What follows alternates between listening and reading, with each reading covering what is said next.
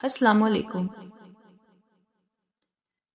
حضور صلی اللہ علیہ وآلہ وسلم کے زمانے میں ایک مرتبہ مدینہ منورہ میں زلزلہ آیا تو آپ صلی اللہ علیہ وآلہ وسلم نے فرمایا، تمہارا رب چاہتا ہے کہ تم اس سے اپنے گناہوں کی معافی مانگو۔ حضرت عمر رضی اللہ عنہ کے دور میں زلزلہ آیا تو آپ جمعہ پر تشریف لائے اور لوگوں کو صدقہ و خیرات اور استغفار و توبہ کی ترغیب دی اور فرمایا کہ اس زلزلے کا سبب لوگوں کے گناہ ہیں۔